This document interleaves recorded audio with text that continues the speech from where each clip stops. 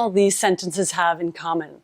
Would you consider the sentence structure conscious communications? I was speaking to a disabled person the other day. A Chinese lady owns that store. It was a black man that played the guitar. The autistic child built that Lego house.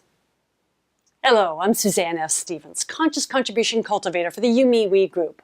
Welcome to weWednesdays, a short weekly video infusion of how to maximize your meaning by consciously contributing to your community, country, or beyond. Did you find anything noticeable about each of these statements? Perhaps not. The formation of each sentence is typical, and you could eavesdrop on a conversation using any one of them and not even blink an eye. One day I was interviewing Florence Chida, Ambassador of Zimbabwe to Canada. At the end of the interview, unfortunately off camera, she made a comment that stuck with me and forced me to rethink how we human beings communicate. We were discussing women and their ability to lead, and the need to have more women in politics to create parity and to achieve better representation of the population. She said, equality will exist when we no longer feel the need to use an adjective in front of a noun. Turn unconscious bias into conscious communications. You see, each one of the above statements uses an adjective or a descriptive noun, as the case in the last example, in front of the noun, and consequently exposes a potential bias. Let's do something bold and remove the adjective. What happens to the sentence? I was speaking to a person the other day. A lady owns a store. It was a man that played the guitar. The child built a Lego house. What a fabulous leader. Now, some writers may be mortified. How could you take the colorful language from the sentence? We can no longer get a clear picture of the person you are speaking of. What we do have is a clear understanding that they are all human beings. Was the adding the descriptor necessary, or was it just our bias coming through in our language? If you insist on the importance of providing a more detailed information, there's a way we can communicate it where the emphasis is less on the adjective or the secondary noun and more focused placed on the first noun.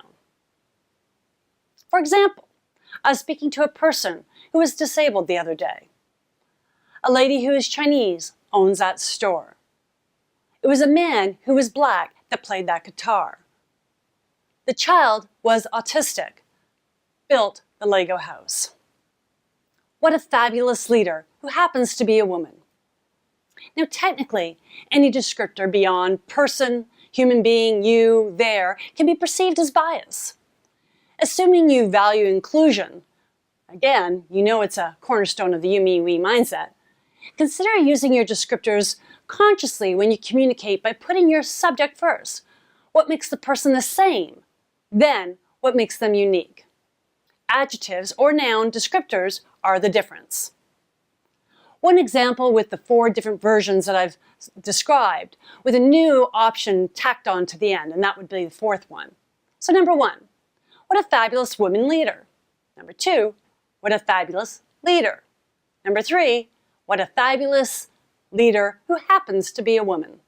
Number 4, the leader is fabulous. Here's another example. Number 1, the autistic child built the Lego house. 2, the child built the Lego house. 3, the child who's autistic built the Lego house. Number 4, the child built the Lego house. Sounds like number 2, doesn't it? And there's a reason for that. At the end of the day, a child built it. How do you think using the last observation language would have an impact on that child?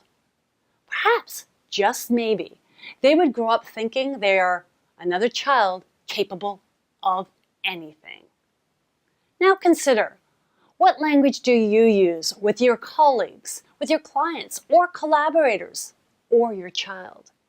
Is it the language of inclusion or exclusion? Are you revealing a bias? And has it impacted your relationship? Depending on your relationship and the nature of the individual you're communicating with, you may never know why they leave your organization or stop doing business with you. So watch your adjectives. By using our adjectives and nouns wisely, we'll consciously communicate that people, all people, are equal, first and foremost. What makes us similar is our differences. In the next weWednesdays, we talk about the labels we put on people and how they too can get in the way of our business relationships. Until then, make your contributions count.